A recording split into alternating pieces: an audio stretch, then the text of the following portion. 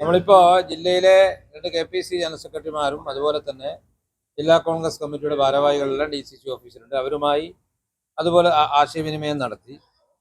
നാളെ ജില്ലാ കോൺഗ്രസ് കമ്മിറ്റി യോഗം 10:30 വിളിച്ചു ചേർത്തിട്ടുണ്ട്. ജില്ലയിലെ തെരഞ്ഞെടുപ്പുമായി ബന്ധപ്പെട്ട സ്ഥാനാർത്ഥി നിർണ്ണയവുമായി ബന്ധപ്പെട്ട കാര്യങ്ങളെക്കുറിച്ചെല്ലാം ഫോൺ വഴി KPC പ്രസിഡന്റിനെയും പ്രതിപക്ഷ നേതാവിനെയും മറ്റു നേതാക്കന്മാരെയും നമ്മൾ കൃത്യമായി അറിയിച്ചിട്ടുണ്ട്. എന്തായാലും നമ്മളിപ്പോൾ സ്ഥാനാർത്ഥി പ്രഖ്യാപനം ഉണ്ടാവും. ബാക്കി നാളെ 10:30 മണിക്ക് നമ്മുടെ DCC യോഗം ചേർന്ന് ബാക്കി കാര്യങ്ങൾ ആലോചിച്ചിട്ട് മുമ്പോട്ട് പോകും. എല്ലാ നേതാക്കന്മാരെയും നമ്മൾ അറിയിച്ചിട്ടുണ്ട്. അത് എന്തായാലും അവർ കാര്യങ്ങൾ ആലോചിക്കാമെന്ന് നമ്മൾ പറഞ്ഞിട്ടുണ്ട്.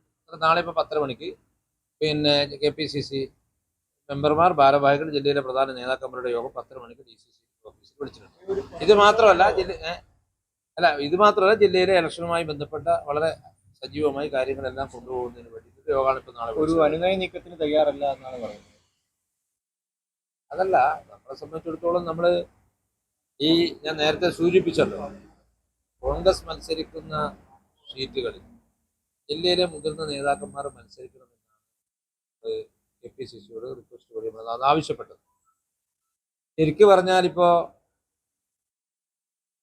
നമ്മളെ ഇപ്പോൾ നമ്മൾ KPCCയോട് ആവശ്യപ്പെട്ടത് തൃക്കരിപ്പൂര് കോൺഗ്രസിന് ഏറ്റെടുക്കണമെന്നാണ്. പക്ഷെ അവിടെ ഇപ്പോൾ സംഭവിച്ചത് തൃക്കരിപ്പൂര് കൊടുക്കുമ്പം കാഞ്ഞങ്ങാട് കൊടുത്തു. അങ്ങനെ വലിയ വോട്ടുള്ള പാർട്ടിയല്ല കേരള കോൺഗ്രസ്. ഒരു സീറ്റിൽ പുറമേ നിന്നുള്ള സ്ഥാനാർത്ഥികൾ വരുന്നു എന്നതാണ് ഇതിലുള്ള പ്രധാനപ്പെട്ട വിഷയം. അതെന്തായാലും KPCC നേതൃത്വം ഇപ്പം DCC പറഞ്ഞു ഒന്നും അംഗീകരിച്ചില്ല. പ്രത്യേകിച്ച് കേരള കോൺഗ്രസ് ഏറ്റെടുക്കണം എന്ന് പറഞ്ഞു, അത് അംഗീകരിച്ചില്ല. പക്ഷെ പകരം ഇത് കൊടുക്കുകയും ചെയ്തു.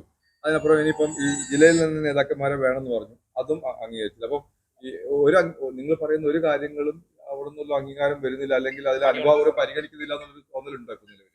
അല്ല, സ്വാഭാവികമായും നമ്മൾ പറഞ്ഞിട്ടുണ്ട്. അങ്ങനെ ഒരു KPCC നേതൃത്വത്തോട് വളരെ കൃത്യമായി പറഞ്ഞിട്ടുണ്ട്. മാത്രമല്ല ഈ കാര്യങ്ങളെല്ലാം ശ്രീ രാജ്മോഹൻ ഉണ്ണിത്താൻ MP നമ്മൾ ധരിപ്പിച്ചിട്ടുണ്ട്. അദ്ദേഹവും നേതൃത്വവുമായി ബന്ധപ്പെടുന്നുണ്ട്. സ്വാഭാവികമായി പറഞ്ഞു മനസ്സിലായില്ല. ഏതായാലും നാളെ നാളെ ഇപ്പോൾ നമ്മുടെ യോഗം കൂടും.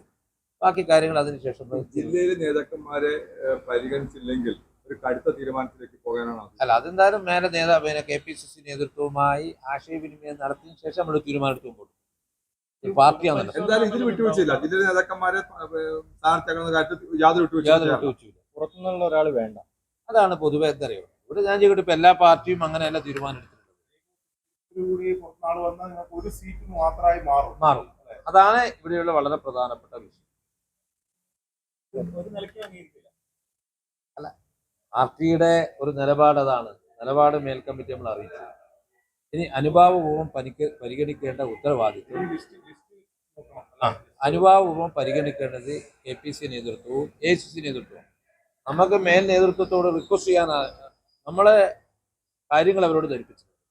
ഇനി അവരെന്തായാലും അനുഭാവപൂർവ്വം നമ്മുടെ ഈ ജില്ലയിലെ വികാരത്തോടൊപ്പം AICC നേതൃത്വവും KPC നേതൃത്വം നിൽക്കുമെന്നാണ് നമ്മൾ പറഞ്ഞിരുന്നത്.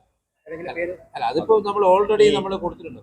വിസ്മയങ്ങൾ ഉണ്ടാകുമ്പോഴേ ഈ കാലാകാലങ്ങളായി പണിയെടുക്കുന്ന കോൺഗ്രസ് നേതാക്കൾ പെരുവഴിയിലാകുകയാണോ? അങ്ങനെയില്ല, അങ്ങനെ ഒരു ഇതില്ല. പക്ഷെ എന്നാലും ജില്ലയിൽ നിന്നുള്ള മുതിർന്ന ആളുകളെ പരിഗണിക്കണമെന്ന് തന്നെയാണ്.